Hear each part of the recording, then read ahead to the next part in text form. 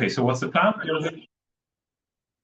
So, welcome to lecture 3, I think, of the proof complexity as a computational advanced course. So we're going to talk about Tseitin formulas today. A quick recap, just what did we do last time? I'll introduce some notation on the way. So last time, we looked at the pigeonhole principle formulas, which I defined, with n plus 1 pigeons and n holes. And just as an convenient piece of notation that we'll use later in the course, we can look at how hard is it, this formula is contradictory, so how hard is it, how long are proofs to derive contradiction from the pigeonhole principle formula in resolution. So I've used this notation.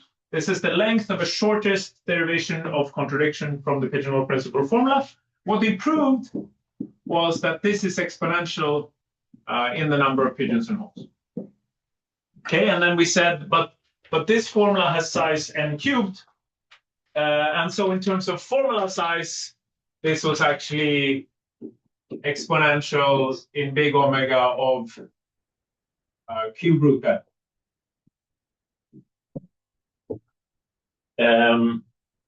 And what did we do? How did we prove this? We said that, well, resolution can be modeled as a prosecutor-defendant game, a prosecutor that asks for variable assignments, and a defendant who tries to avoid falsifying any clause of the formula for as long as possible.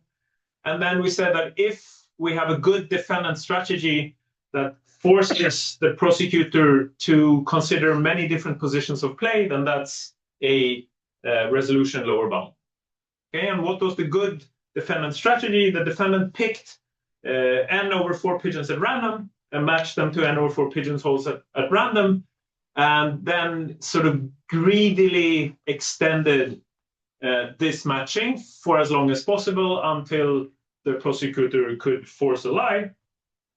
And why did the lower bound work? Well, in principle, we said that, okay, how many different random matchings of n over 4 pigeons to n over 4 holes are there? They're exponentially many. Okay? And what we proved was that before the prosecutor wins, he basically has to write down a noticeable fraction of the randomly chosen matching, or at least some information about this randomly chosen matching.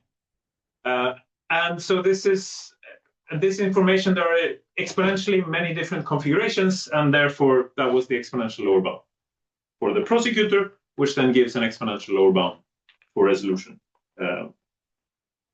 Resolution length or resolution size. Okay, so today, this was last time. Today we will look at the handshaking lemma, which is basically saying the following. If I take an undirected graph, if I sum all the vertex degrees, so I sum the number of incident edges for every vertex, I will get an even number. Except we want to do refutation, so we'll write down a formula that says that this number is actually odd. These are so-called Tseitin formulas, and then we'll prove exponential lower bounds for refuting Tseitin formulas, and these will actually be truly exponential in terms of formula size. That's what we want to do. So just to make absolutely sure we're on the same page, what was this? Also, handshaking lemma, but which we will encode in a somewhat sneaky way as so-called Tseitin formulas. I'll define them in a few minutes. But before that, let's just see what was this prosecutor-defendant game to make absolutely sure we're on the same page. And this, the prosecutor-defendant game is actually, if you're into finite model theory, this is just a kind of an Ehrenfurst Frase game, but it becomes a very, very nice game when you want to model resolution. And I think this connection is the first person I'm aware of who made this connection is Pudlak, probably Pudlak. So we have prosecutor has records, and records are just partial truth value assignments. And then in every round, one of two things happens. So either we have an ask instruction. So for every record in a prosecutor strategy, for every record, for every partial truth value assignment that can arise during play, there is a move that prosecutor will make. It will either ask about X, in which case defendant answers that X is equal to some value B, false or true. And the record is updated to include this new assignment that X is B. Or the prosecute can also do a forget move where R is like updated to be some R prime, which is a strict subset of what we had before. And the winning position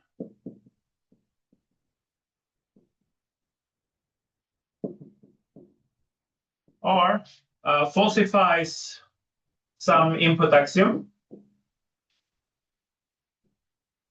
So some input clause C in the formula F that we're playing on. So by this time in the course, we're going to have some, whenever you see a capital C just floating around, that will typically be a clause. F will always be the formula we're trying to refute. And so a winning position is when prosecutor reaches a record that falsifies some input clause of the formula, some axiom, and a complete strategy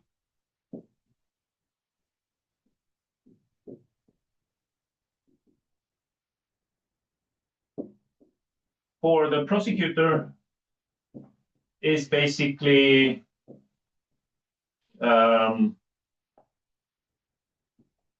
is a set of records plus instructions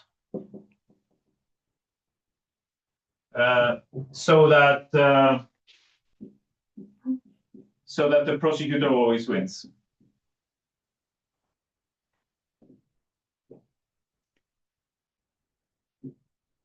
Okay. What does this mean? Well, that means that in particular for any record, and if the record comes with an ask instruction, then there will be two different records depending on, like a record for X being true, a record for X being false, and regardless of how the defendant plays, we're guaranteed to eventually reach a record that falsifies an input clause. And then the important thing, what Pavel Kulak said, and what we just stated, and this is from Pavel's Proofs as Games paper from year 2000, is that F has a resolution refutation of length L, size L, number of clauses being L, if and only if prosecutor has a strategy of size theta of L. And we actually only need this game characterizes resolution perfectly. We don't need both directions, and we sort of hand-waved last time that it was sufficient to see that if I give you a resolution refutation, then there is a good prosecutor strategy, and I probably screwed up the constants. I claimed the constant 2 last time. I think a constant 3 is safer. It's definitely true that if there is a resolution refutation with at most L clauses, then prosecutor has a strategy of size at most 3L. But it's a constant, so who cares?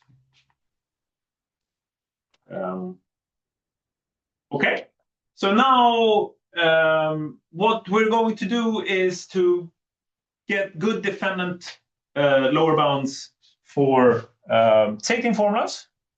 In order to do that, it might be helpful to define what a Tseitin formula is. So let me do that. So Tseitin formulas, and also fix some notation for the rest of today. So for the rest of today, unless stated otherwise, G is an undirected graph with edges E over vertices V. It will tend to be the case that n is the number of vertices, n is the number of vertices in V. We can think of the graph as being connected. It won't be much fun otherwise. We will also have a charge function that gives labels 0 or 1 to every vertex. And we identify every edge, E, with a variable, x sub E. In fact, I'll be lazy probably and just write E for the edge and the variable corresponding to that edge, and it will be clear from context, hopefully, when E is a variable and when it is an edge. And given a graph and given a charge function, I can write down a set of clauses, parity,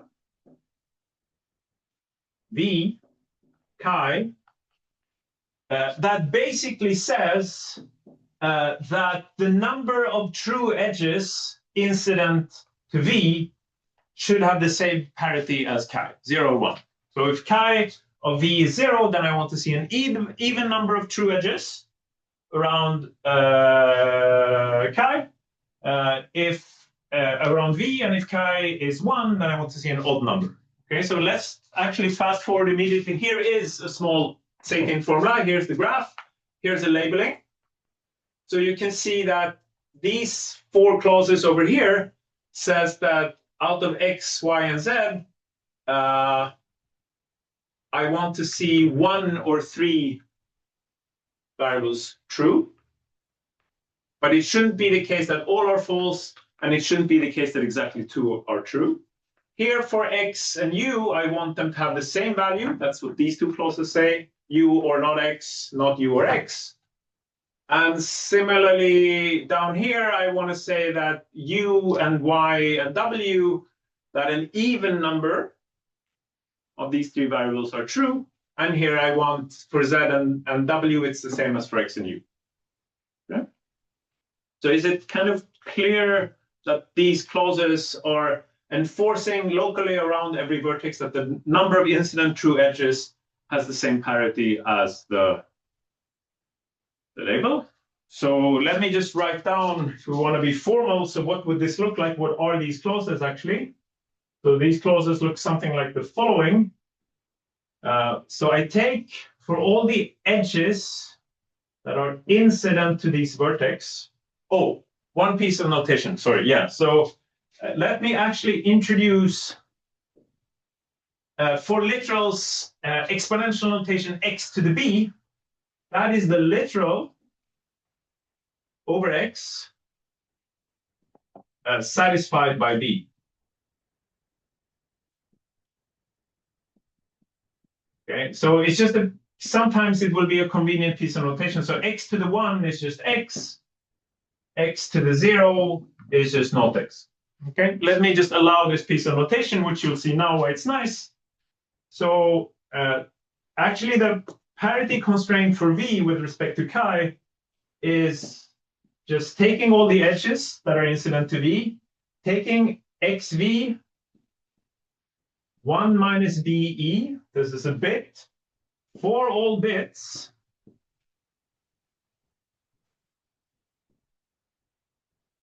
such that when I sum them up, I get the wrong parity.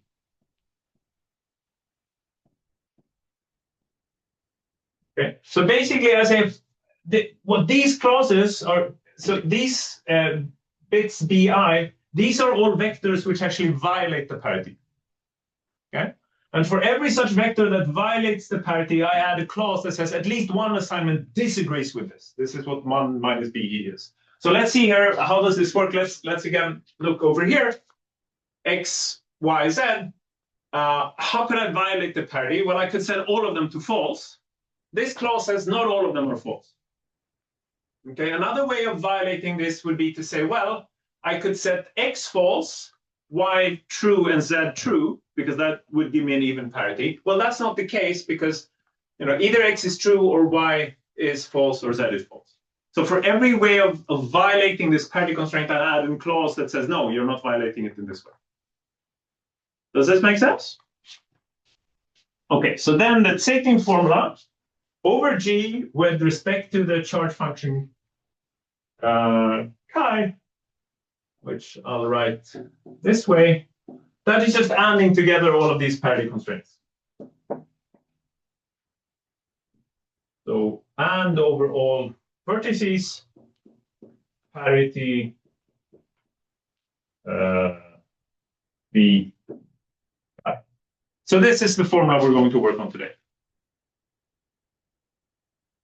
Make sense so far? Okay, so a quick observation. Sorry, question. Yes. It's a bit hard to see in the definition of parity. It's the all of x sub e. What is the exponent? Here. Yeah.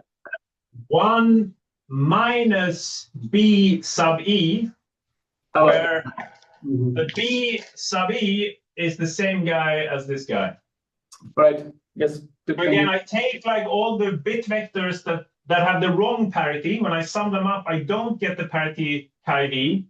And then for every such way of violating the parity, I just add the clause saying that one of the assignments disagrees with this way of violating the parity. Perfect. Thank you. But really, like if you look at the small example, hopefully that's enough to see what the idea is. What do I want to say? So we will typically have graphs of bounded degree. D, let's think of it as actually constant degree. So suppose D has bounded degree, then I claim that the Tseitin formula will be a DCNF formula.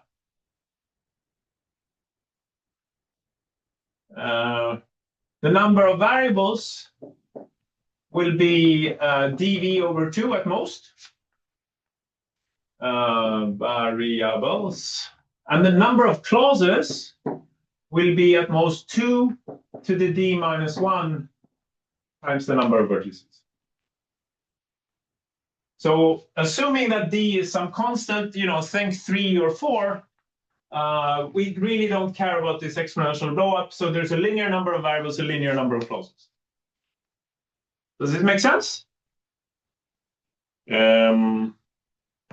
Okay, and now the really interesting thing is that we say that chi is an odd charge function if,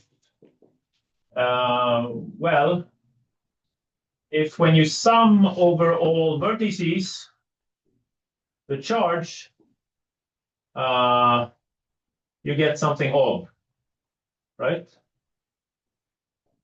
So you sum up all the labels and you get an odd number, mod 2, or you get an, yeah. So for instance, here, clearly you sum up 1 plus 0 plus 0 plus 0 is 1. So this is an odd charge function. And now an easy proposition that we're going to use is the following, that if G is connected, suppose that G is connected, then the Tseitin formula over G with charge chi is unsatisfiable if and only if chi has odd charge. Or if chi has even charge, then equivalently, the formula is satisfiable if and only if chi has even charge. Okay, so let me sketch the proof. So suppose that chi has odd charge, then basically you notice now that you can sum up all the charges in 2 ways. You can just take it, you can sum up all the chi's, and by definition of odd charge, you'll get an odd number. But also the parity is actually, if we expand out Okay, I didn't write this down maybe, but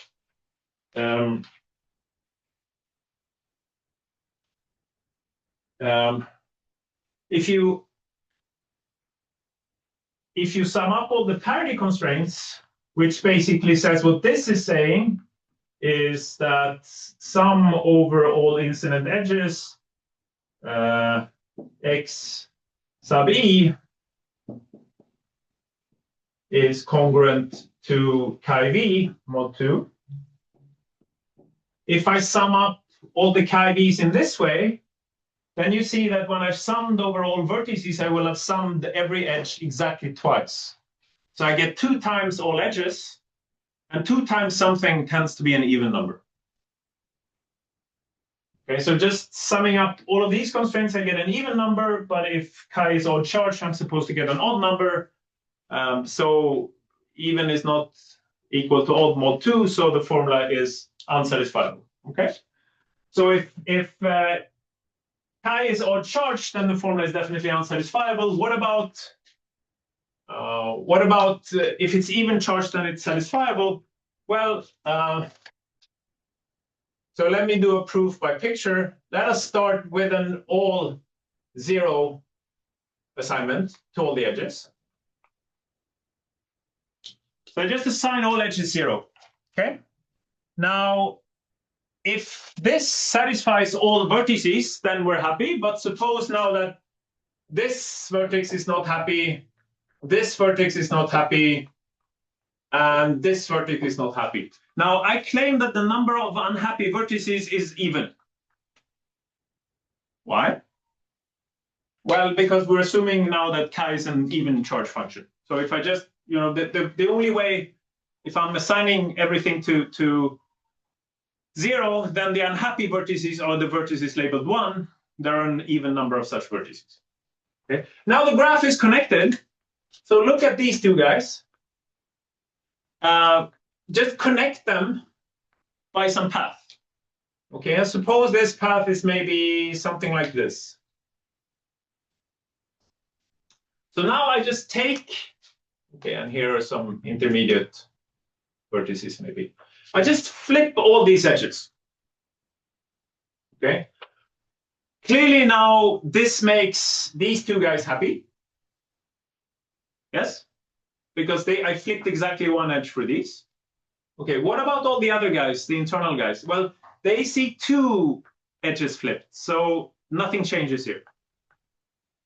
Okay, so now I decrease the number of unhappy vertices by 2, rinse and repeat until I get down to 0. Does it make sense? Okay.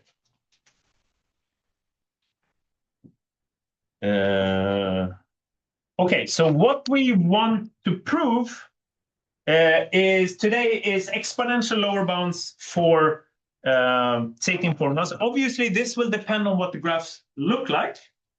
In general, it's not hard to come up with graphs for which Tseitin is easy. Tseitin formulas are easy, so it has to be, we have to have some kind of property of the graph that makes it hard. And intuitively, Tseitin formulas are hard if the graphs are very, very well connected. If there's no way of isolating small clusters in the graph, if everything is connected, and this is the notion that we're interested in, is the notion of expansion. Okay, so there are 3 different notions of expansion. Just to say very quickly. So vertex expansion for a graph is basically the following, that we're assuming that U in V is some medium large set. What is medium large? You should think of like maybe linear size, not some constant fraction of V. A graph has vertex expansion if for every medium large set it holds that nu minus u is also somewhat large. So every medium large set has many neighbors outside of itself. Edge expansion is instead, then we're looking at, then we have many edges from U to V minus U. So many edges going out of U. And there's a third notion that is algebraic expansion.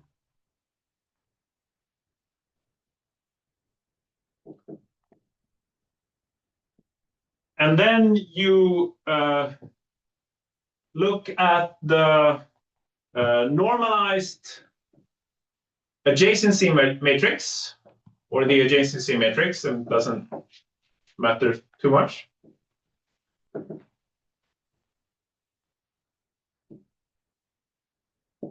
You look at the adjacency matrix of the graph, and you look at the gap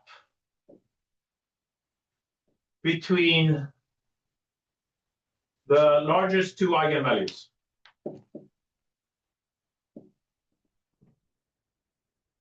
If you remember your linear algebra. And if this gap is somewhat large, then we say that a graph is an algebraic expander. And now we won't need to talk about this, so this is just to make sure, to broaden our horizons and make sure that we're aware of this. These are three different ways of, it's vertex expansion and edge expansion. It's kind of clear that if for every set I have many neighbors outside, or if I have many edges going outside, then I seem to be well connected. This characterization in terms of eigenvalues is maybe not so clear. It turns out that actually all these three notions of expansions are more or less the same. So any graph that is a good expander with respect to one of these notions is a good expander with respect to the other notions also. And in our discussion today, it turns out that edge expansion is what we want to talk about. So we're going to, so let me define what we mean by edge expansion. I should also say that depending on, typically when you're talking about so-called expander graphs, well-connected graphs, there are slightly different notions of expansion depending on exactly what you need, how your calculations go, but they're kind of all the same, except it's a little bit annoying sometimes to figure this out. But we're going to use a fairly standard definition of edge expansion. So here comes our definition of edge expansion.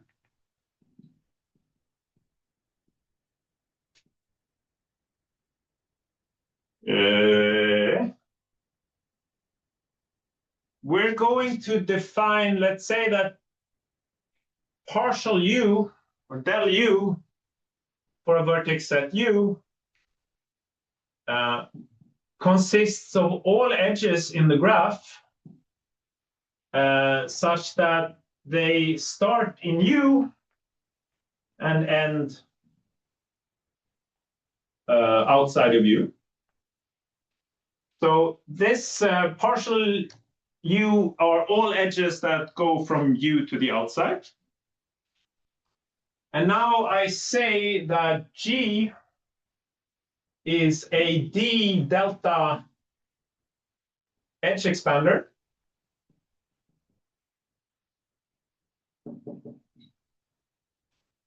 If for all vertex sets U of size at most half of the vertices, it holds that the number of outgoing edges is at least delta times the size of U. Okay. So obviously that the better delta is, the better the expansion.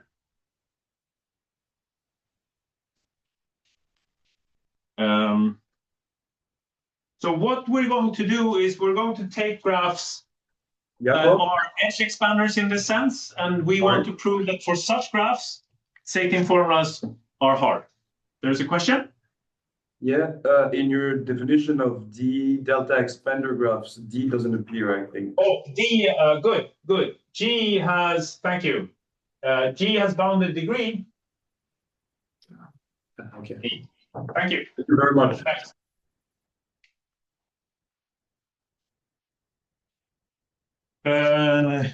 Okay, so what we're going to prove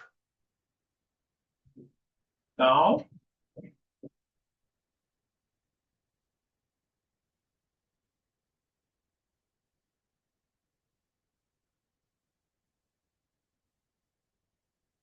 is, again, that for edge expanders, resolution has a hard time refuting Tseitin formulas. So, and in the numbering in my notes, this is theorem 3. It's due to Urquhart in 1987. So remember, Hawkins' lower bound that we did last time was in 85.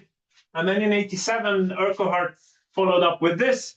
And then the third breakthrough was in 1988, which we won't talk about now, but we'll get back to it later. Okay, so basically,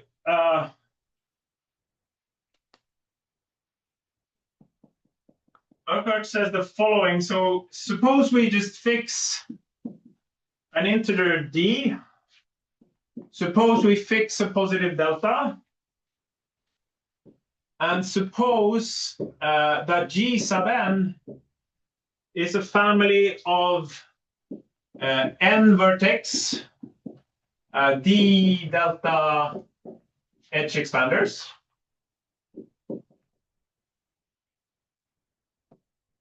And suppose that chi n is some family like chi n vn 201 is a family of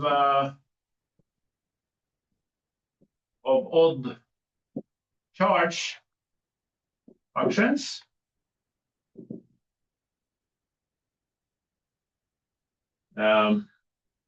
Actually, let me put that in parentheses. Then the resolution length of refuting Tseitin formulas over Gn and Chi-n is exponential in n. Truly exponential. By the way, this makes most sense for odd charge function, but it's also true for even charge functions. For a slightly less interesting reason. I mean, for an even charge function, the formula is satisfiable. And satisfiable formulas, for those, we have very good lower bounds for resolution refutations. Plus infinity. It's very hard to refute satisfiable formulas. And again, as we said, so d is constant. So this n is actually scaling with the formula size linearly. So this is a truly exponential lower bound.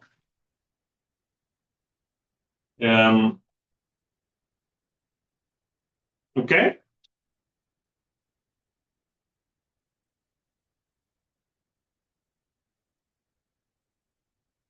So now you can ask, okay, so good. So this is what we're going to prove today. Except we're not going to do Urquhart's proof. We want to, for various reasons, we want to explore this prosecutor-defendant way of thinking about resolution. So we want to do a prosecutor-defendant proof that we cooked up locally together with Per Austrin and Massimo Lauria. For purposes of exposition today, I'm actually gonna require delta expansion strictly larger than 1. It's not necessary, it's just gonna make our life slightly easier. Okay? And you can think about how to fix this afterwards if you like. It's just some extra annoying work. And I think by the end of today, we'll have enough annoying work. So I'll prove a slightly weaker result, requiring edge expansion at least 1. But actually, any positive edge expansion is fine. So will you also show that such graphs exist? Ah, excellent. So is this a non-vacuous theorem? The answer is yes. Because of what Polobas proved already back in 88. Like, where do we get these graphs from? Pick a random graph.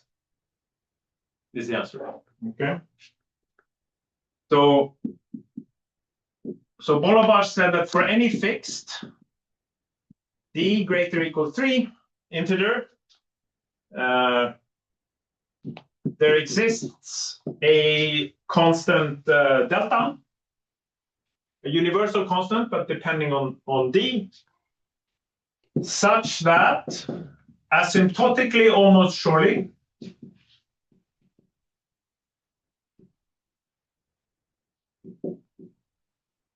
it holds that a random d-regular graph is a d delta expander. Okay. What does asymptotically almost surely mean? So asymptotically almost surely, AAS, that's if an event, a family of events happens asymptotically almost surely. This is a definition. If you just look at the probability that the nth event happens, and you take the limiting value of this when n goes to infinity, and it's sure to happen. Okay. So sometimes people say asymptotically almost surely, sometimes people say with high probability. I think asymptotically almost surely is the more precise term that really shows that we're really getting arbitrarily close to 1. With high probability usually means that you get arbitrarily close to 1, but it can sometimes be used to mean with high probability, like at least a fixed 75% or something. And so I prefer asymptotically almost surely because it's a bit more precise. But WHP is also used and usually means the same. And in fact, okay, this is sells for some delta. Already for 6 regular graphs, you can pick delta larger than 1. Okay. There are also explicit constructions. There are some explicit constructions. Usually the constructions are somewhat simple to define, but typically they work in terms of algebra and group theory. Constructions are not too bad. The analysis is like super complicated. But if you don't like random graphs, there are also explicit expanders with parameters that you can plug in to this. But this is like, I mean, we could have a complete different course on expander graphs. There's a lot of beautiful math in how to do explicit expander graph constructions. And it's also like, this is a holy grail in the sense in an expander graph construction is to get close enough to what just picking a graph at random would give you. There was a question? Yeah, like, so does Urquhart use it? Like, his response is from 87 and then Bolobash is 88, or what expanders was he using? Oh, I mean, I think there were both. Okay, firstly, I don't know if this is a reference for this. Okay, I see. I think maybe some parameters were known before. I don't remember. Also, around this time, there were also explicit constructions by Margulis and others. Like, I don't know. So, yeah, don't get too hung up on the exact years. Like, the fact that a random graph is an expander, I don't know when this was first observed. I don't know that this would be the first reference. I think, like, Bolobash is a good reference for pinning down exact numbers. Okay. Like that you get some kind of numbers, I think is clear. And this is something that you can do almost as an exercise. Okay, does that answer make us happy? Yes. Happy enough? Okay, so, but in fact, we are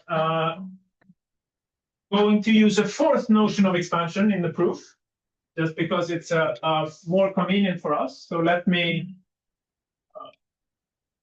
define that 4th notion, but it's really, I mean, it's extremely closely related to edge expansion, but it will be nicer for us to argue in terms of this. So let me say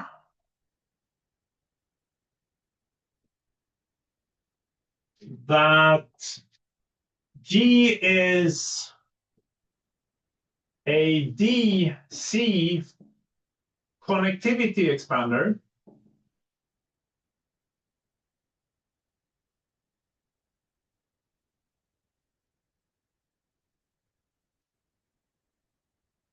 if for every edge set that is not too large, how large?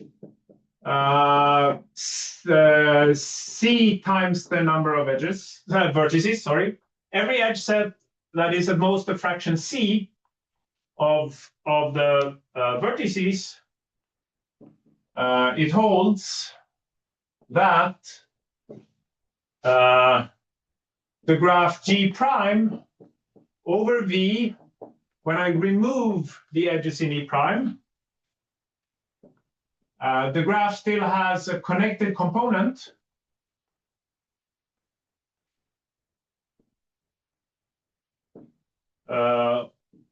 of size strictly larger than half of the vertices. Okay, so a graph is a connectivity expander if by removing some, and it's also, I mean, the graph should be then have degree D. That's what the D is. The D is always a degree.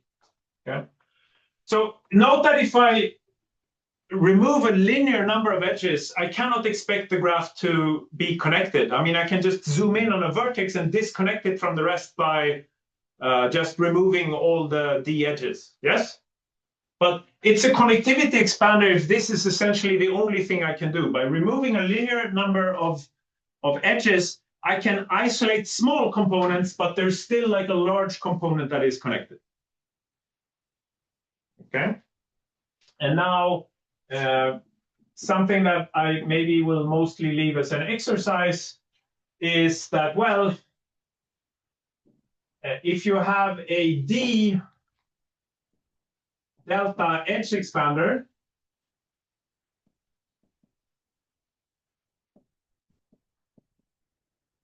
then that's also a D delta over 4 connectivity expander.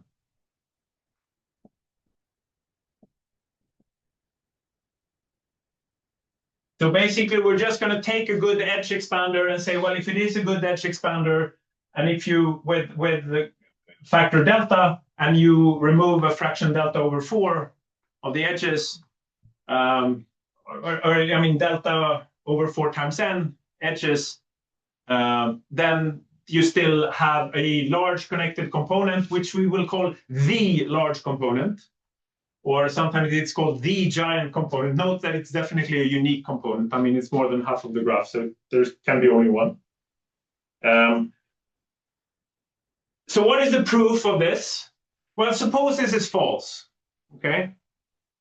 And suppose you, okay, so look at some set E prime of edges of small enough size, and we remove these edges, and the graph just shatters into lots of small islands. Okay, suppose this happens. Now, these might be very small, but let me just take the union of such small components. I can find some union of components which has size somewhere between n½ and n². Are you with me with this? Like either there is such a guy, or if all are smaller than n², then I add them together until I hit somewhere in between n/4 and n/2. Okay? And this will be a set of vertices that has no edges going anywhere else. Yes? Okay, but now just do the math, plug it in. It's a D delta expander, and it just has more outgoing edges than E prime. So that can't be the case. Make sense? So this, just do the calculations. There's nothing going on. Like really just plug it into the definition. Are we happy with this? Okay, let's see. We are.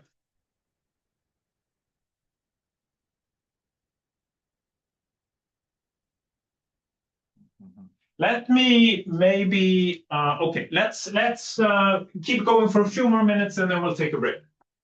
I want to say like what, I want to set up some more terminology, and then we should talk about like as defendants, what should we do? And then we'll take a break and then we'll do the analysis. Okay, so just to introduce some terminology. Let's say that the edge set E prime has moderate size if it is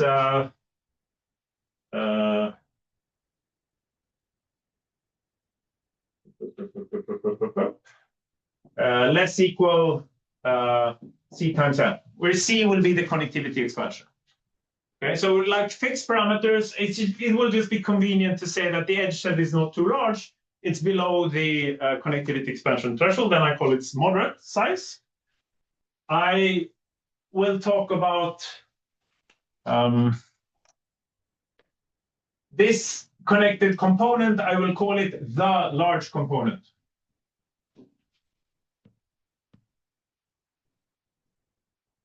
Just have a name for it. So when we start with a graph, it's a connectivity expander. We remove few edges. Now I'll talk about the large component. And we know that this is a uniquely defined component. Okay?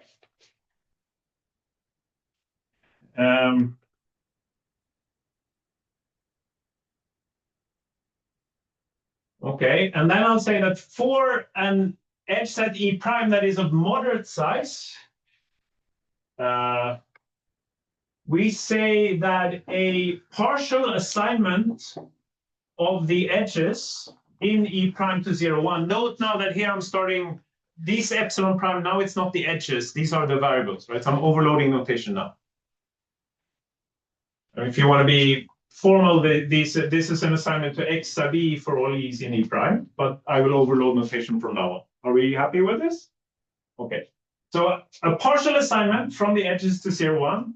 I will call it charge preserving.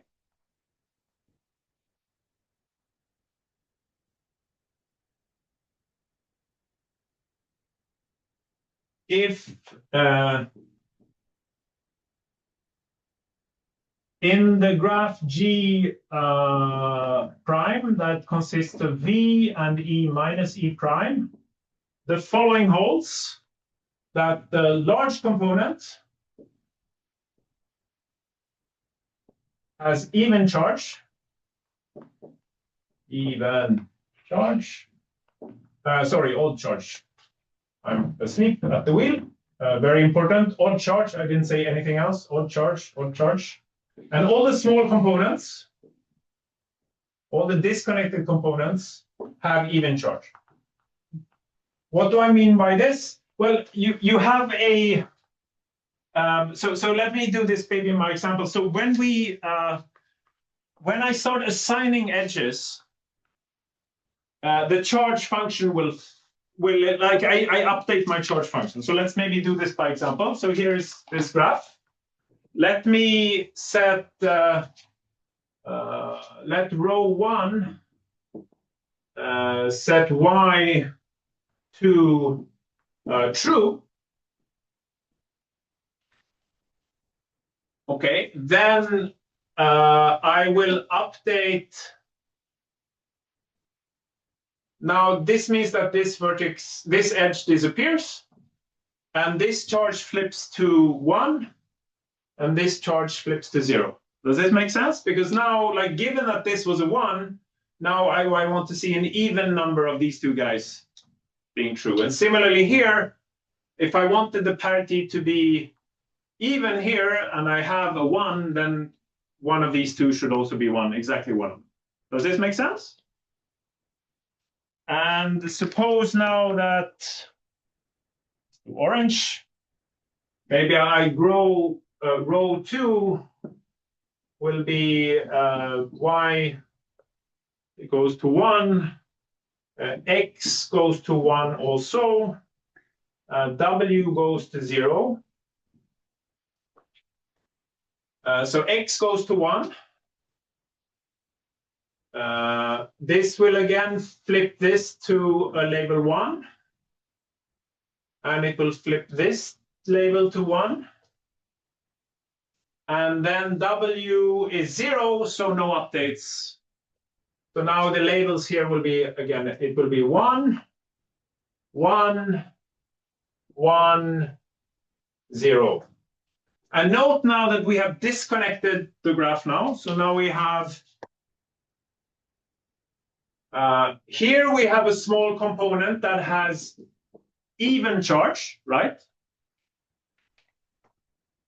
And up here, we have an odd charge component. Okay? And what I'm saying is that a row is charge preserving if I remove few enough, if the number of edges is small enough that I know there's a giant component, I make sure that the odd charge goes into the giant component and all small components are even charge. And one thing to note is that which way the charge goes obviously depends on the cut here, but it only depends on the parity of the cut. Like, it doesn't depend on the individual assignments, it just depends on the parity. Does that make sense?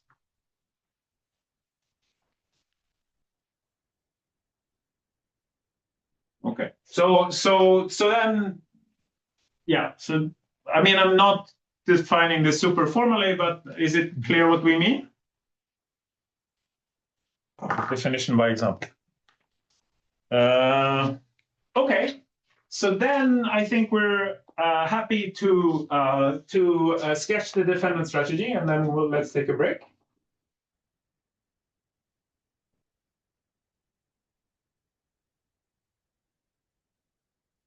So again, just as for the pigeonhole principle formula, the idea is I'll make some kind of random choice.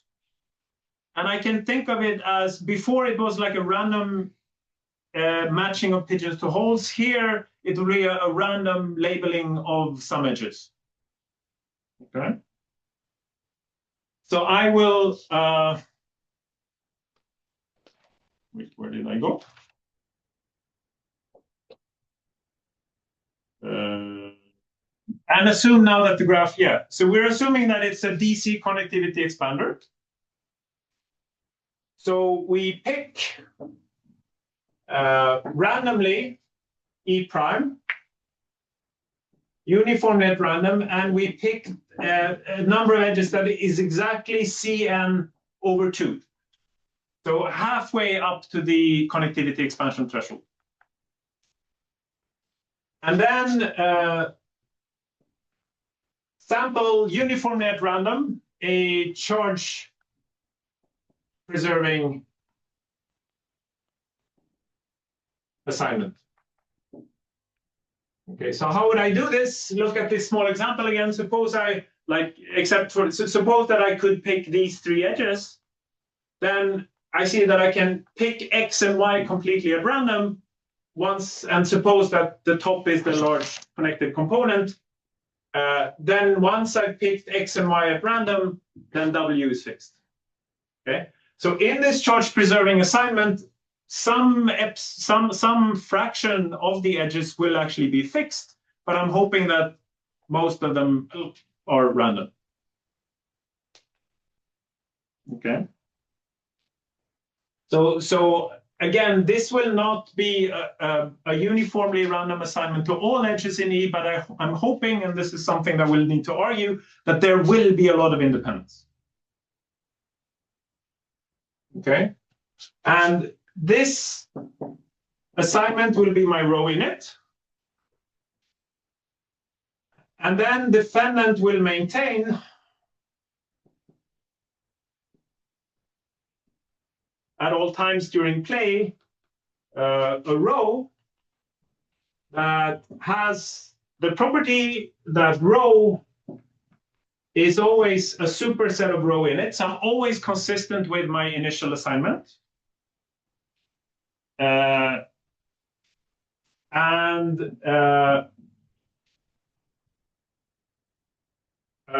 Row should always be consistent with R, with the current record.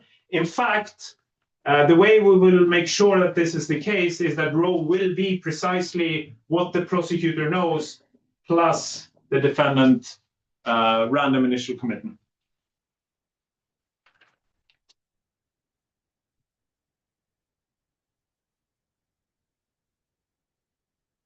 Okay, and then now I need to tell what is What is the defendant going to do? Well, if we get a question about X, or let's say actually E, because it is an edge. So if E is already in the domain of rho, then we answer just with rho of E. Or if we want to be careful, I guess we're, rho of XC. But we already agreed that these are the same thing. Okay? And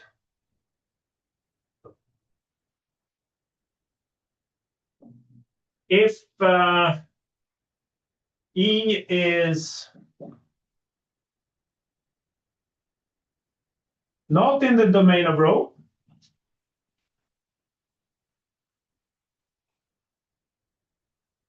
then I answer B, a value B, such that the odd charge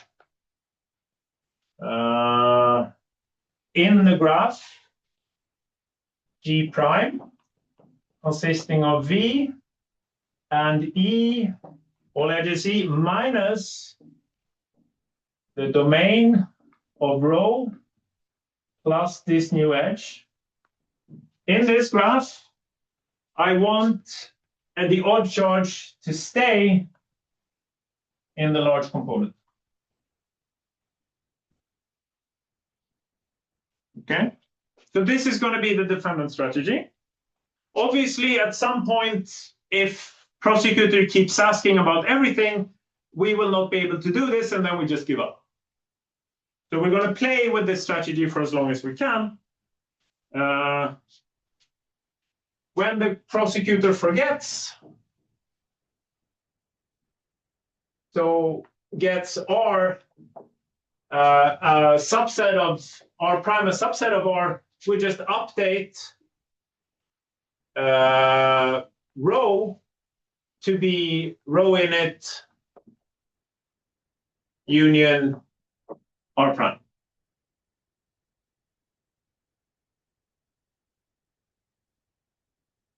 Okay.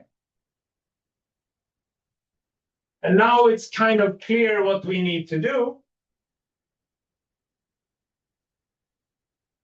And before doing, this is a good time for a break, maybe. So what's our plan now? To do exactly the same thing we did last time. Basically, we're going to say that before the prosecutor wins, we're going to have an informative record.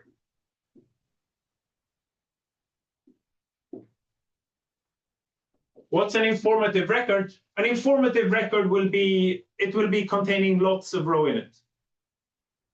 Okay?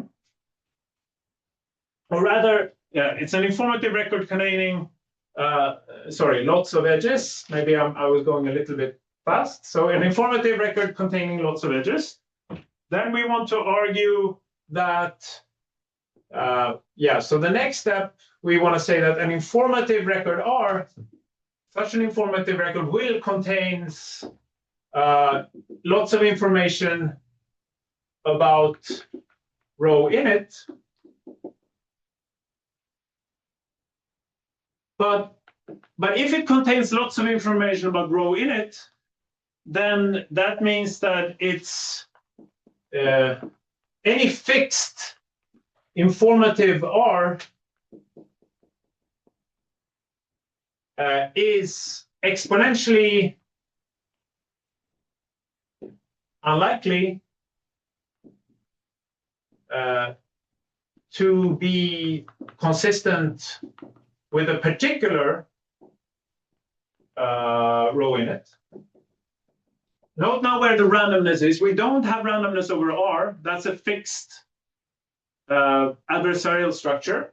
But we did sample rho in it randomly. Okay?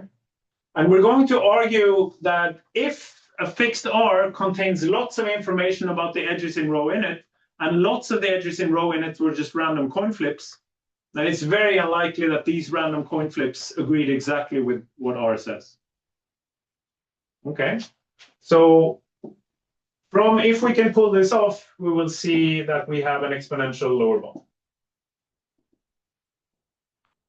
That's the plan. So I think it's a good time for a 10-minute break. Say, do we have any questions before we take a break?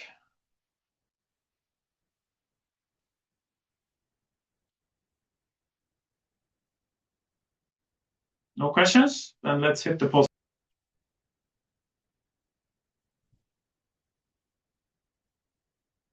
So we are back after the break. We have, where are we? So we have decided on the defendant strategy. We're going to pick randomly.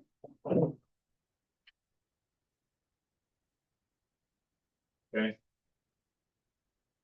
We are going to pick randomly a set of edges, E prime, of size Cn over 2, where C is the connectivity expansion factor. We're going to sample a random assignment to E prime, except it can't be fully random. We want the odd charge to reside in the large component. Why is this, by the way? Why do we want the odd charge in the large component?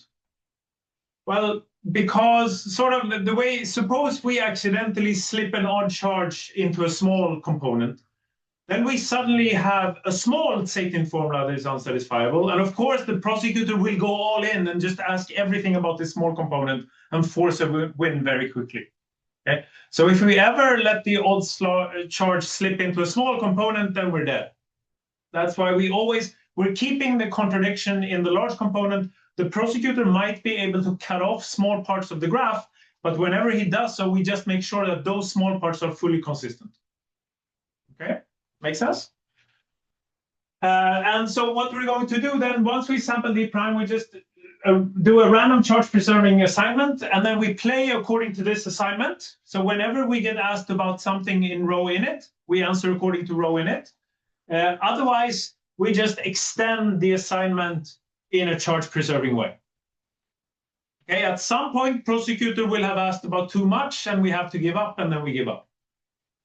Okay, but now we need basically our lower bound follows if we get from these two lemmas now. So basically all we have left are actually one observation only, and the other one is a lemma.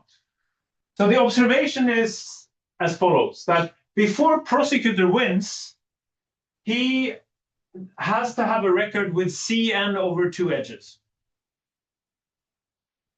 And that will be our informative record. Okay, let's take that on faith for now. We'll prove it in a second. So before prosecutor wins, he will see a large record. And this sort of then, now you already know that something that is not on the board, I guess, that's a lemma that's missing. Well, if it is this large, then we know that it will have a large intersection with our random row init, right? For the same, just by concentration of measure. Okay. And now the next lemma says, well, suppose that G is a D delta edge expander, where again, we're cheating a little bit. I'm assuming that delta is strictly larger than 1, just to get a simpler exposition. It's not really needed. And you can think about offline how you would fix it. It adds some extra complications that we want to avoid.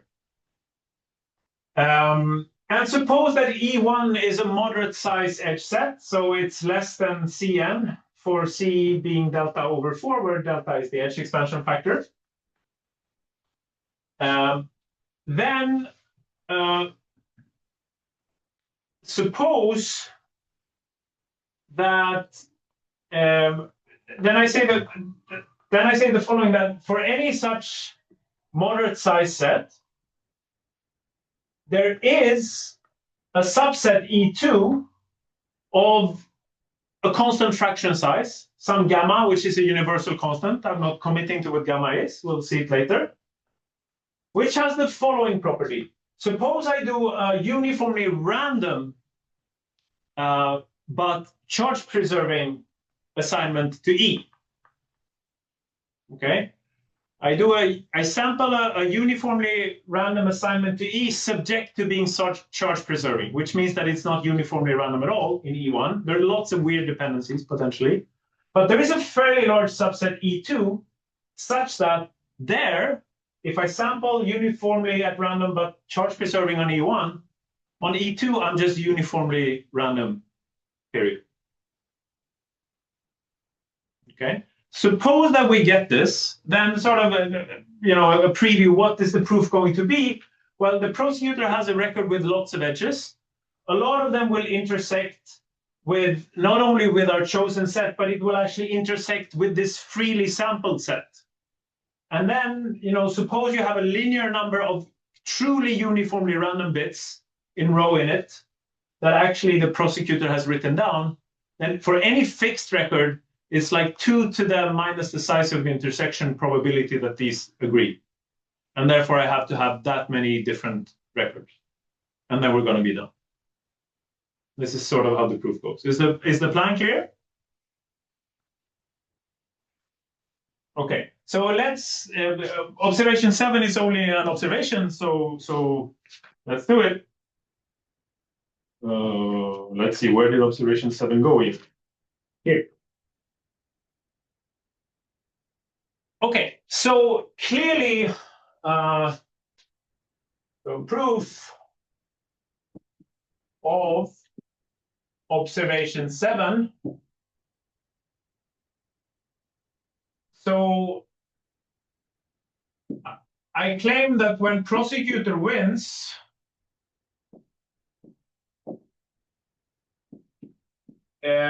remember we have our own row, which is our bookkeeping row. That row is larger than CM. Why is this? Well, as long as the domain size of row is smaller than CM, the domain of row is a moderate size set. And for any moderate size set, the graph still has a giant component, a large component, and I'm always pushing the odd charge into the large component. But if the prosecutor wins, prosecutor has actually isolated a vertex with all edges incident to it, assigned, and the charge is wrong. Right? So a winning position for prosecutor is an odd charge component of size 1. So in particular, something has broken down. We were not able to keep the odd charge in the large component. How could that have happened? Well, the only way is that the number of edges were larger than the connectivity threshold. Because as long as we're below the connectivity threshold, we don't have a problem playing. Does this make sense? Okay, so let E prime be the edges in our initial random choice row init. Let E double prime be edges in the actual prosecutor record. So I'm claiming what I just said. I'm basically writing down what I said now. So the union of these two, since we have a winning position, this is larger than Cn, because below, if the total number of edges is less than Cn, then I still have a giant component. And this just means that, well, the number of edges that the prosecutor has in the record is larger than Cn minus Cn half. Right? Done.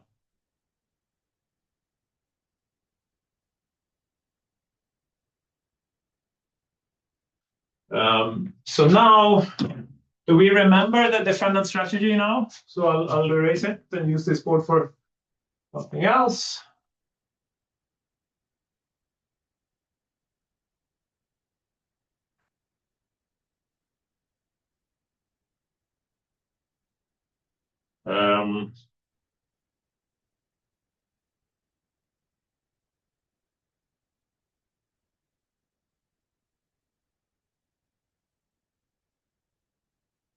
Okay, so again, let E prime be the edges in row init. And oh, okay. So let's. So our definition of a record R with at least Cn over 2 edges is what we're going to call informative. Okay, so we now have established that any way the prosecutor wins, the game always passes through an informative record. That's what we just proved. Okay, so from now on, let's look at an informative R. So for any edge in R, the probability over our random sampling that this edge ended up in the domain of rho init in E prime, well,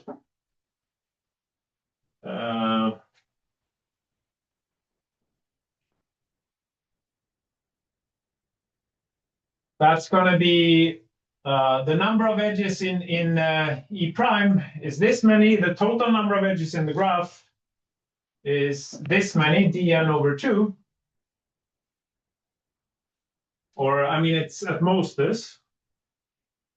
So we get, it's not equal, it's actually greater equal. And this is C over D.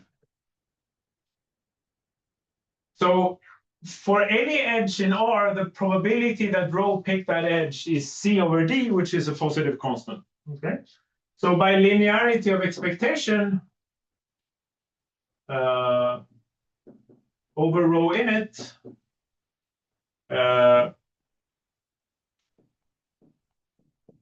the size of the intersection is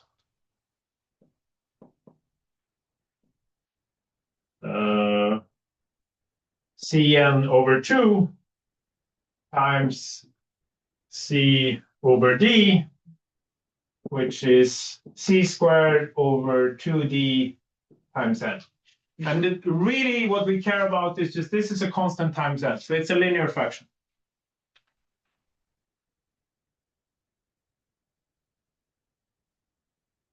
And now this means that,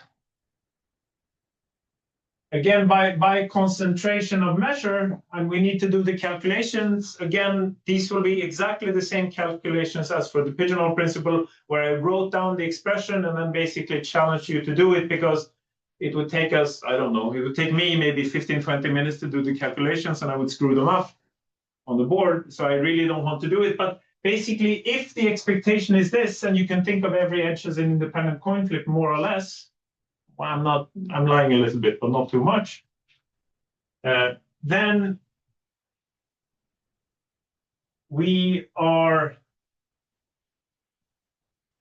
getting that except with exponentially small probability, it holds that the intersection of rho and E prime has size half of this, so C squared over 4D times n. Okay, this fails. This could fail, but it fails with exponentially small probability, and we can afford that error.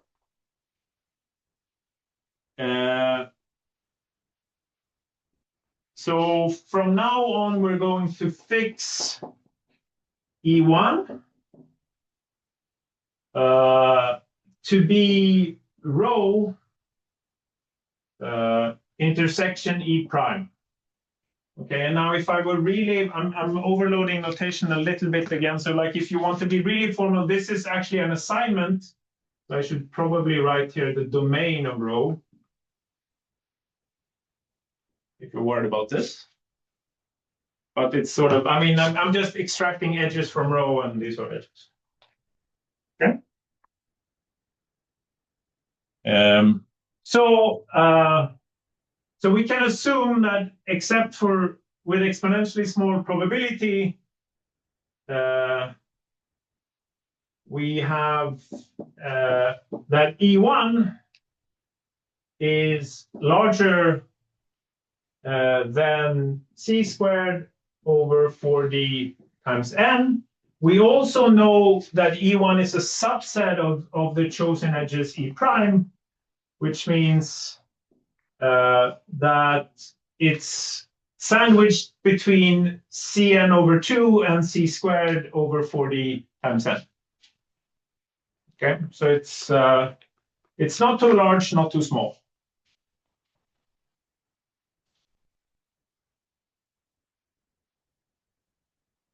And now this is the E1 for which we claim lemma 1, where this is a moderate size set. And we have a charge preserving assignment to this set. And now I want to extract a large constant fraction of E1. I want to argue that these edges were actually assigned completely uniformly at random.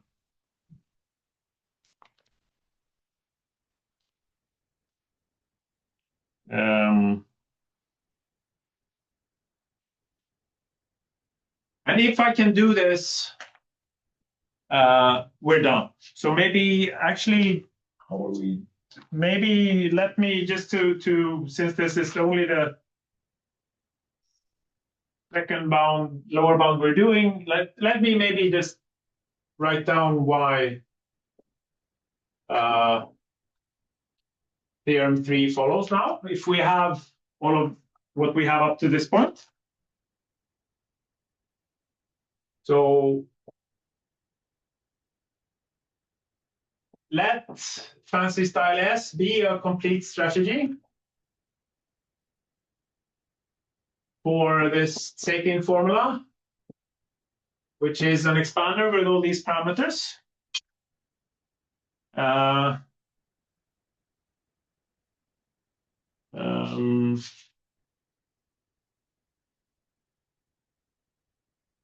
We know that in any game, we see informative record.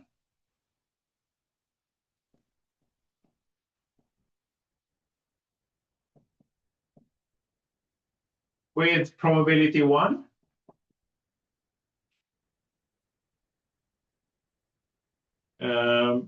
And in particular, for the row in it that we play, it has to be consistent with this informative record. And we want to prove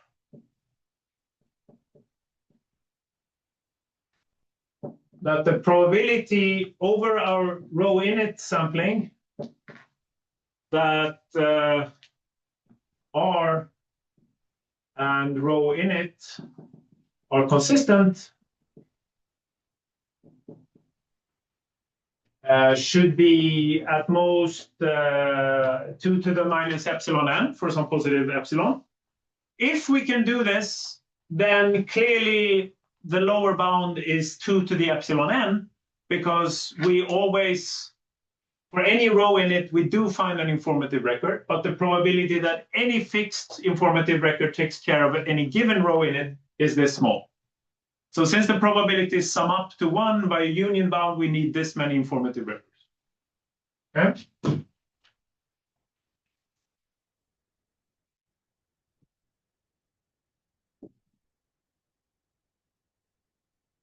Okay, so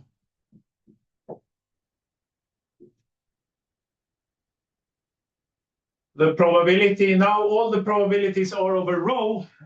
Maybe it says row in it. I'm getting tired of writing row in it, so I'll just write row if that's okay. Or maybe I won't get tired. Maybe I should do it.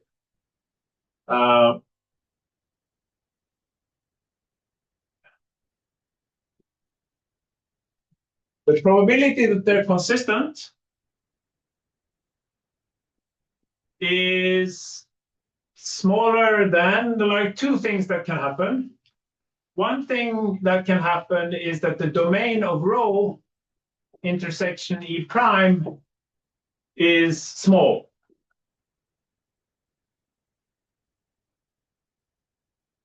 Okay. And if the intersection is very small, then it's very hard to claim that they're unlikely to be inconsistent, because obviously if they're talking over different edge sets, then then they will automatically be consistent. But the second thing that can happen is I can analyze the probability that R and rho in it are consistent on Tseitin, conditioning on that the intersection is large.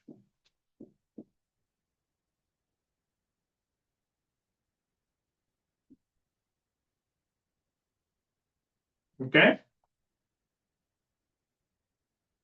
And now, okay, so now we just need to work. So by concentration of measure,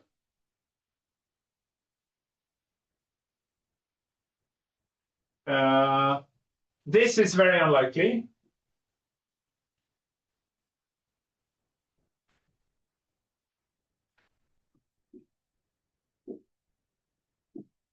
It's 2 to the minus epsilon prime n, say, just by concentration of measure for some epsilon prime that we get.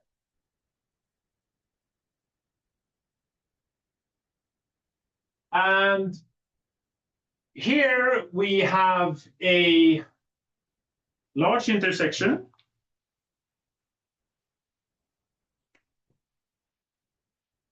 And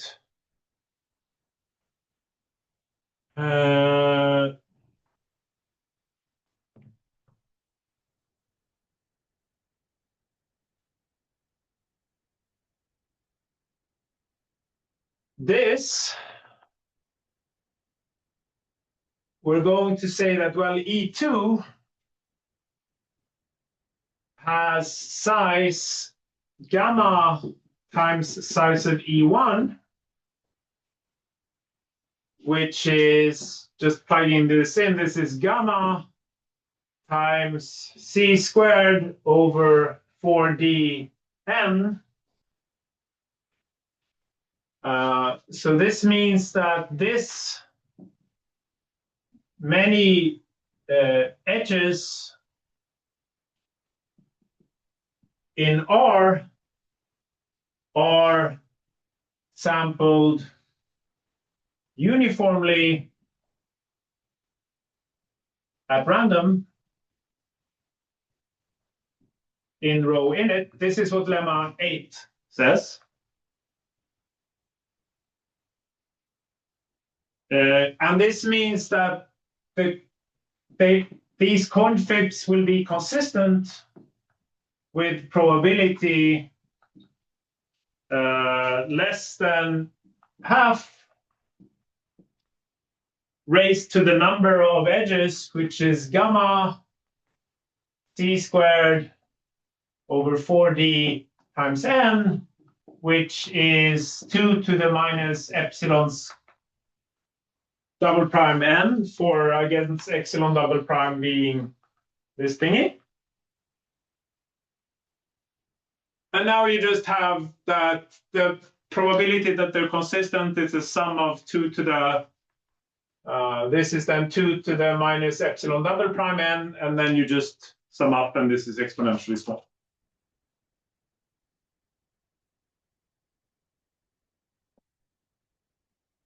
What is the quantification on gamma?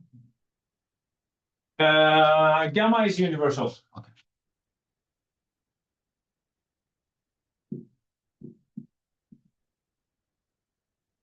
I mean, it's given, I mean, gamma will depend on The data. Yeah.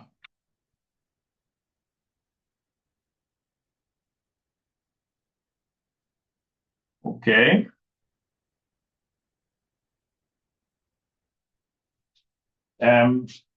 At some point, we're going to degenerate into a lot of linear algebra here. I want to, and I probably the handwritten notes and the lecture notes contains most of the details. I don't think we have the energy to do all of it, but we should at least do. I think we should convince ourselves why lemma 8 is true, because this is like we should get to a point where we can believe lemma 8 at least. Because incidentally, this is where lemma 8.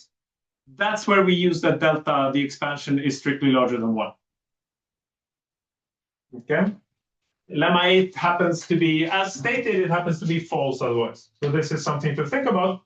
If if the lecture is progressing too slowly, you can now already start thinking about why lemma 8 is false if delta is less equal 1.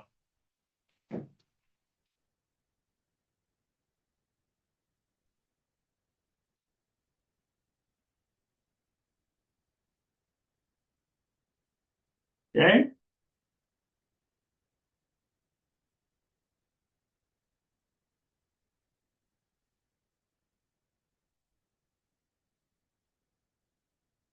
Okay, I will write down, let's see which. I will write down that lemma 8 follows from 2 lemmas, lemma 9 and lemma 10, which I'll write now, and then I'll argue that lemma 9 is kind of believable and looks boring, so let's do lemma 10. And then maybe we will run out of energy. Because, yeah, let's see. Lemma 9 says the following. Again, from now on, to save typing, from now on, G is always a D delta H expander and everything like this, right? We're happy with this? So under these assumptions, suppose that E1 is a moderate size edge set in this graph G that is an expander. And suppose also, suppose that E1 is a moderate size edge set. And suppose that E2, subset of E1, does not disconnect G at all. Okay, so E2 is actually, I can remove all edges in E2 and the whole graph is still connected. No giant component, no nothing. It's like it's a connected graph, period. Okay.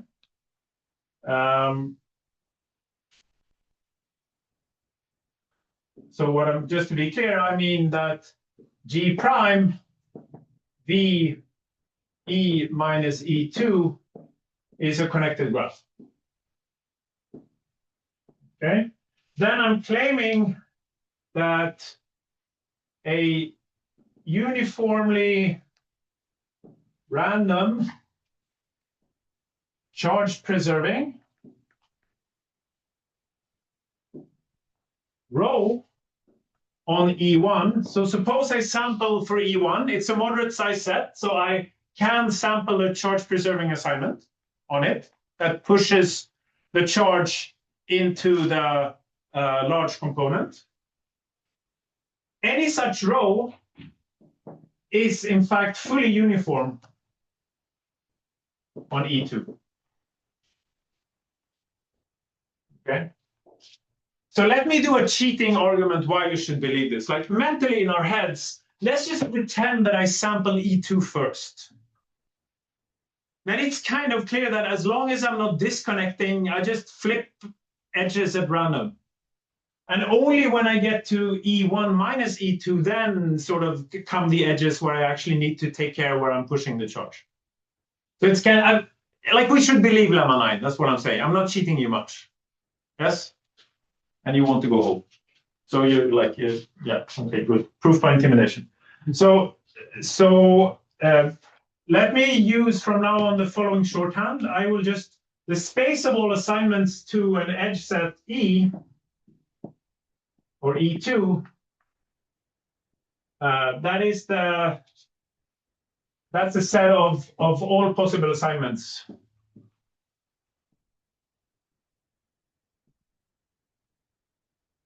To the edges in E2. Just saying 0, 1 to the E2, it's just a piece of notation. Okay? Now, lemma 10.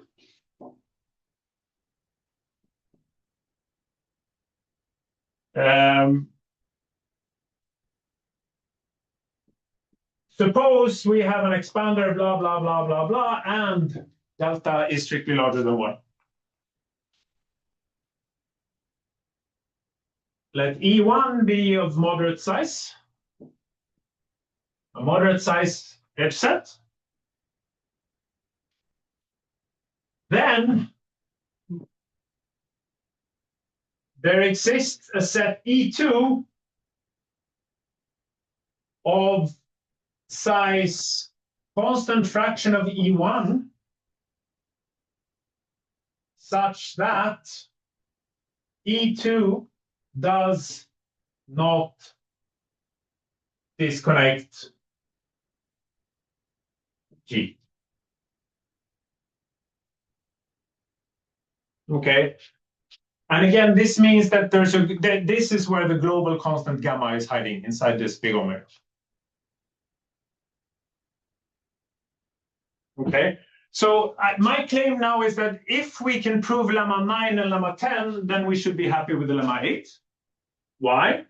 Well, let E1 here actually be the set E1 in lemma 8. E1 is a moderate size. So then lemma 10 gives us E2 that does not disconnect G, right? This is this E2. And now, but then lemma 9 says that, well, then lemma 9 says that a uniformly random charge preserving assignment to E1 is actually uniformly random on E2. And that's exactly what lemma 8 says. Okay? So if we can prove lemma 9 and lemma 10, then lemma 8 immediately follows. Questions about this? Or are we happy? Okay. I think it's like this expansion is also in the statement of both of these lemmas, right? Like, I guess lemma. No, lemma 9 doesn't talk about expansion at all. The expansion is only in lemma 10. Lemma 9 just says, well, okay, there's expansion here in the sense that there is a charge preserving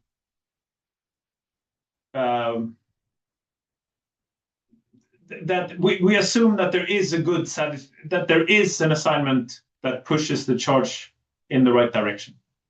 But that's like the only thing I need. So sort of morally, there's no expansion here. All I'm saying that basically lemma 9 could be phrased in a way that suppose that E1 is any edge set, and suppose that at the end of assigning all edges E1, I have opinions about which charge should end up where. Okay, this is sort of, suppose I have this opinion, so I'm going to sample conditioned on some opinion about how charges should end up. Okay? Then regardless of what opinions you have, as long as your opinions are consistent pretty much, then I'm saying, well, as long as start sampling edges that don't even disconnect the graph. As long as you're only sampling on those edges, you can be uniformly random. And you only need to start paying attention when you actually start disconnecting things. So like lemma 9 is a very, very general statement that morally does not depend on expansion. This is a good question. This is a good point. So lemma 9 is just saying that basically, as long as I don't disconnect the graph, the odd charge resides in the large component because there's only one component. That's all that lemma 9 is saying. Okay, and then lemma 10 says that, well, for any moderate size set, assuming that the graph is a good enough expander, I can find a somewhat large subset of edges that doesn't disconnect the graph. Okay, so lemma 9, we already convinced ourselves that this should be kind of, I mean, obviously we need a proof, right? But it's sort of, And it's going to be some linear algebra, and it's going to be a few pages, but nothing really fun is going to happen. Okay, so we're skipping this? Good. It's going to be, maybe the scribe notes are, there are already scribe notes detailing this, and maybe the scribe notes, maybe the task of the scribe will actually be to elaborate even more on some of these details. But let's sort of consider lemma 9 to be morally done, and now let's look at lemma 10. Okay? So, proof of lemma 10. And this is the final thing that's going to happen today. So, okay. So again, what do we know? We know that E1 is of size at most Cn. We know that G is a DC connectivity expander. E1 will in general disconnect the graph. So look at the connected components.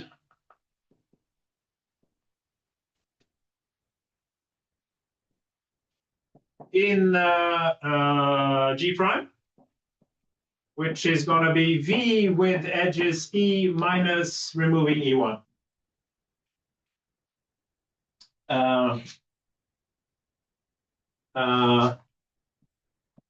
Let the sum of the sizes of the small components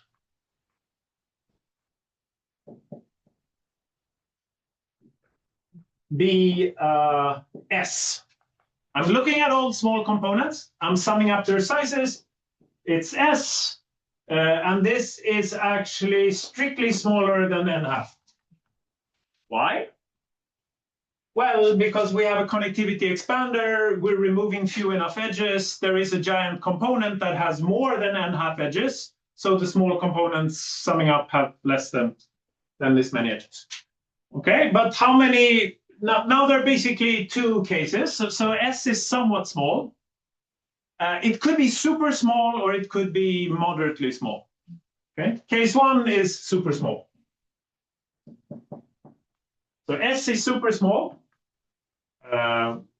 or S is of size of E1 divided by 2D. Okay, maybe not so super small, but small enough. Okay, but then then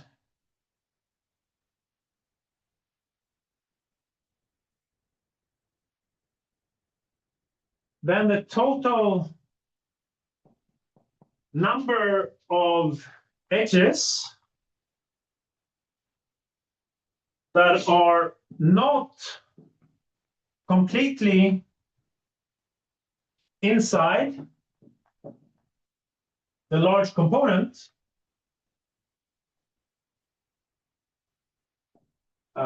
the number of edges, the total number of edges that are not inside the large component, what is this? S times D, right? I mean, we have this many vertices, they all contribute at most this. And since S is not too large, this is at most half of the edges, just doing the math. Okay, but that means that we have half of the edges is residing inside the large component. So pick E2 to be edges in E1 inside the large component. Then clearly they don't disconnect anything. Are we in agreement? Okay, case 2 is more fun. Case 2 is now saying that S is rather large. It's strictly larger than E1 over 2D. Okay, let's do a picture. And this is going to be a color-coded picture. Do the colors show well also on the video? Because now colors are going to be important. Let's see. So here's the picture. Here's the giant component. And we have a bunch of small components here. Maybe something like this. And now the point is that it could be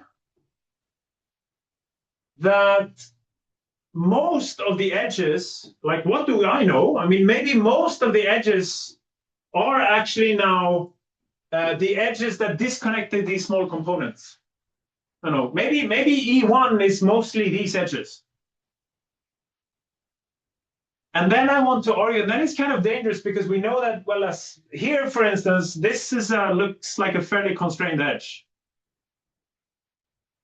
Because it's like, suppose that once I've assigned these, then this edge will decide whether the charge goes here and here, the odd charge. So like if there are single edges, this is a single edge, this is a single edge, these will be dangerous edges. So in particular, if we would have the picture like this,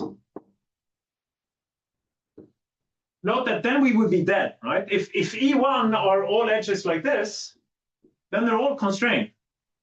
Is this making sense? So this is like a bad picture. We must argue that this cannot happen. And in fact, this could happen if expansion is smaller than 1. And this is exactly what can happen, and this is what would go wrong. Okay? So now we're going to use that expansion is larger than 1. Okay, so let's process E1 a bit. Remove from E1 all edges not incident to the large component. And let me draw them in black. And this is where, here is where I ask whether we see color. So I will remove these edges. I will remove these edges. And then I will merge. This leads actually to some merging of components. So here I have a single component now. Here I have a single component. This is still a component. Okay? Step 1. Now, okay, let me give a name to this. Now we get the edges that remain when we, okay, let's maybe say, okay, so actually all of these edges are in E1. So these are like edges in E1. And just to make the picture a bit fairer, maybe there are some edges here. And then these two, this. So I remove the black edges to get E star. And now all edges in E star are incident to the large component, just by construction. And I know now that how many edges are there. It's very hard for me to know how many these edges are. But actually, I do know how many these edges are by edge expansion. If I just count these edges, then that is actually a lower bound on E star, yes? And by edge expansion, we get E star is larger equal delta S, which is strictly larger than delta size of E1 over 2D because of this. Okay, so the number of blue edges is still somewhat large. Now we fix one edge per small component to large component.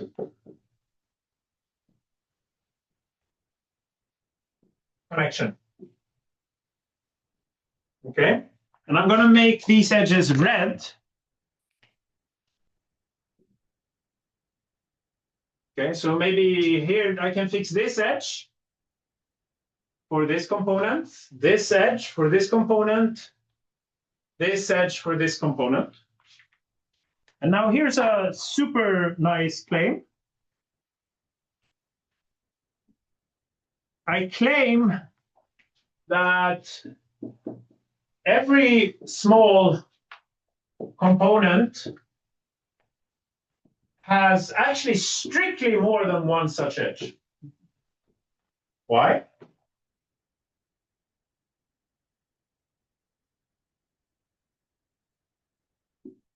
Why do I know this? So while we're thinking about this, I am color these remaining edges that I claim exist. I'm going to make them green.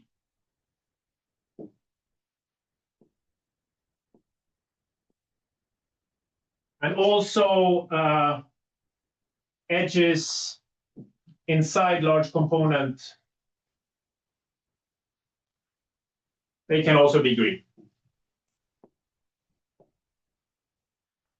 Okay. So note that again, what I was really nervous about, and what would really screw me up, is if we had a picture like this. Then I would die. How do I know that I don't have this picture? Well, here is where I'm cheating and I'm saying, well, the edge expansion is strictly larger than 1. So this would be a set that only has, this is a set of size at least 1.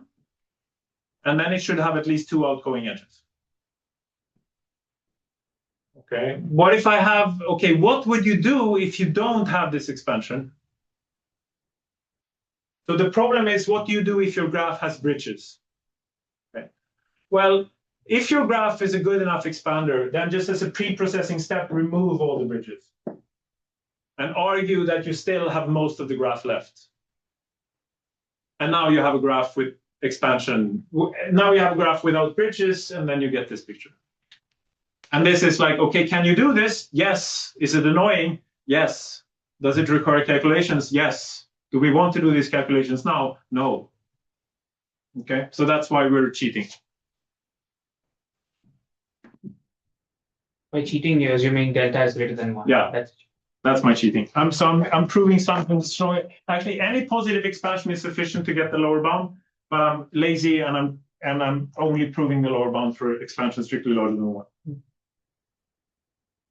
Okay, so now, okay, so basically we now let the green edges be E double star. Okay, and now my claim is by construction,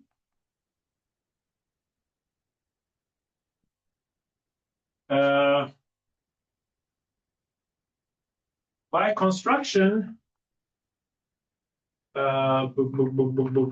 now okay, actually, I think my notes are wrong. What do I want to say now?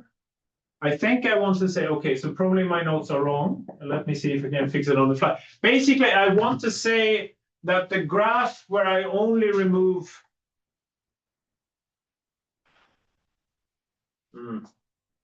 I want to say that if I only remove black and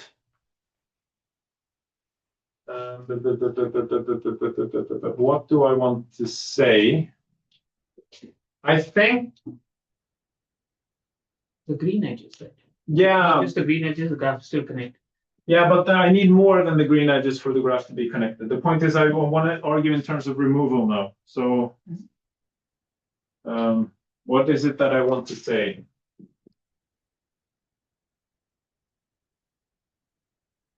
Shoot, I'm getting tired. Sorry, why is it not enough to just take E2 to be the set of green edges? Maybe that's what I'm gonna do. Yeah, okay, good. So yeah, okay, let's do that. Yeah, so maybe my notes weren't wrong then. Sorry. Thanks. So yes, okay. Sorry, it's getting late in the day. Thanks, Rika. I think we're back on track. Indeed, what I should do now is I'm gonna remove the green edges. But I keep the red ones and I keep the black ones. Yes.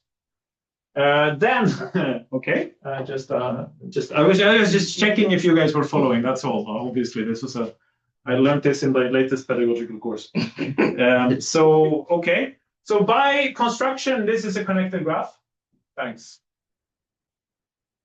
This is a connected graph.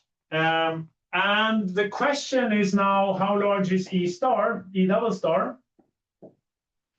Well, E double star is actually at least half of E single star, because E single star was like all of these. E single star was when I removed the black guys.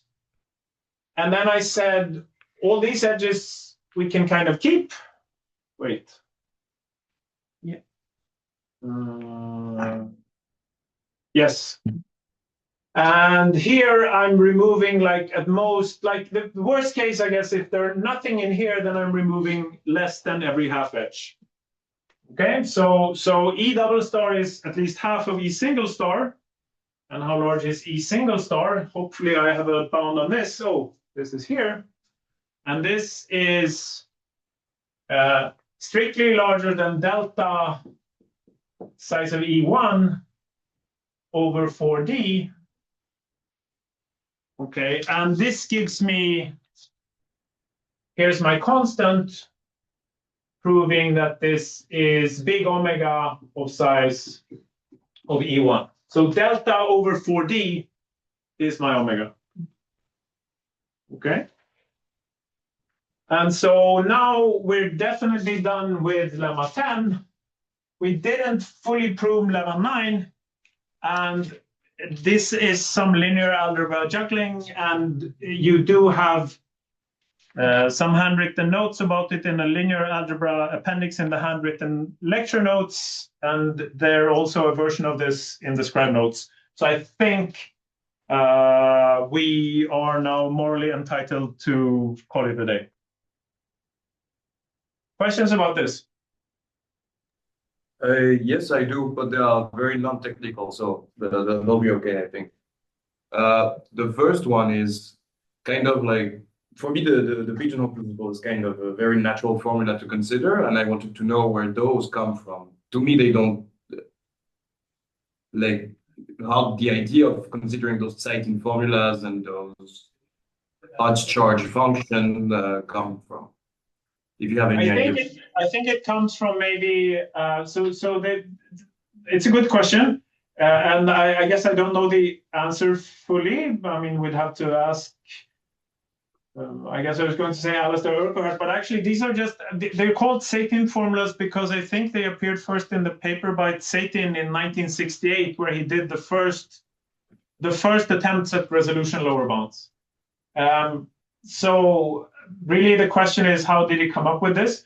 I think that the way we come up with interesting CNF formulas is often we take some kind of combinatorial principle. I mean, the pigeonhole principle CNF formula is encoding the pigeonhole principle. I would argue that the Tseitin formulas are kind of encoding the handshaking lemma in a but it's kind of encoding the handshake lemma in a roundabout way. The handshaking lemma, recall that the handshaking lemma says that in any undirected graph, the sum of the vertex degrees is odd, even. Okay, and the negation of this that we want to refute is to say that the vertex degree can be odd. If you look at what the Tseitin formula is saying, you're basically saying, like, fix a graph G, and now what the edge variables, you can think of them as picking a subgraph of this graph. And the Tseitin formula is kind of saying, given this graph G, I can pick out a subgraph of G such that the handshaking lemma fails in this subgraph. Okay. This is kind of what the Tseitin formula says, and the resolution has to argue, but like, no. I mean, the handshaking lemma is true. For G and for any subgraph of G, it's also true. But it's just, so sort of we have to take this handshaking lemma statement and somehow write a CNF formula that in some way captures this. And then I guess the Tseitin formulas are the best way we know how to do this. Okay. Thank you. And I had maybe also a second question. is whether other characteristic of graph may have been considered, like for example, strong regularity or stuff like that. Activity. I don't know. I know that for Tseitin formulas, there is a literature relating how hard Tseitin formulas are to notions like tree width. I'm honestly not entirely on top of this literature. I just know that from a proof complexity point of view, when we're trying to prove lower bounds, then often like a common theme is if you can define your formula somehow in terms of a graph, and if you have some kind of nice notion of expansion, then you can try to prove that. And if your proof system plays nicely with these notions, then you can say that, oh, a combinatorial principle defined in terms of graphs is hard for proof systems such and such if the underlying graph is a good enough expander for some suitable notion of expansion. And this is like, this is a general recipe for many proof complexity lower bounds.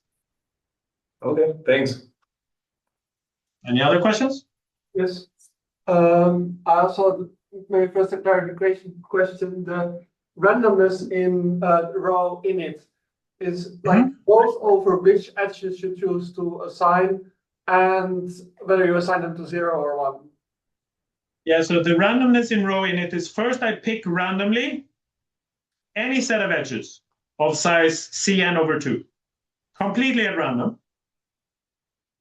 And here I'm using the connectivity expansion to say that regardless of, because you can view it like I'm going to pick these edges and then I'm going to assign them. So I pick these edges and remove them from the graph. And in general, this will shatter the graph into many pieces. But thanks to connectivity expansion, there will be a unique large component and then a bunch of small components. Yeah, this is step one. Once I've chosen randomly this edge set, then I sample uniformly at random a truth value assignment to all the edges, except subject to the condition that every small component has to get even charge, pushing the odd charge into the large component. And that's how row init is sampled. Okay, so it's important that you, so the expansion guarantees that for every choice of edges, there is at least one charge preserving assignment. Yes, but in fact, we can say much more, right? I mean, these lemmas said that there are so many charge. Basically, what you're saying is that it follows from lemma. Where is lemma now? It follows basically from lemma 8, 9, 10, I guess, that there's actually an exponential number of charge preserving assignments. And you can identify a subset of edges for which if you're just looking at these edges, then what you see is a completely uniformly random assignment. This is what we did in the last, I guess, 30 to 45 minutes. Yes. So although once I picked my edge set, it's not true. I mean, there will be a lot of constraints. In particular, anytime I disconnect a new component, anytime I disconnect something from the large component, I have to set that edge so that the odd charge goes into the large component. Anytime I disconnect the small component into two smaller components, I have to make sure that the edge is set so that, I mean, it was even charge before. I have to split the even charge into even and make sure that I don't split it into odd. But what lemma 9 and 10 are saying is that these kind of conditions only restrict, say, a constant fraction of the edges, and there's a constant fraction of the edges that are completely uniformly random. Yeah, and in particular, so by construction, this whole charge preserving does not influence which edges we have chosen. I think this is important when you say that the intersection. The edges we choose first. The edges we choose first. Okay, thank you.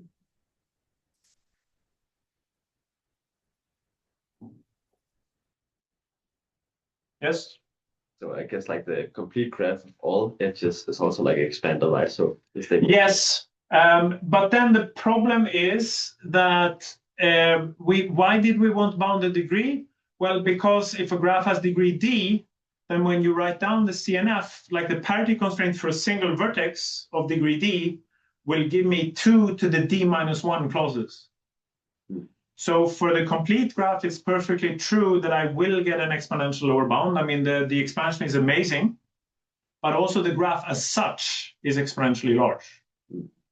And I want my proof, like I want my lower bound on the proof to be exponentially larger than what the formula is. So the problem with a complete graph is that the graph itself will blow up and be an exponentially large object. And that is why I want only to consider graphs of constant degree. Okay. Okay, thanks.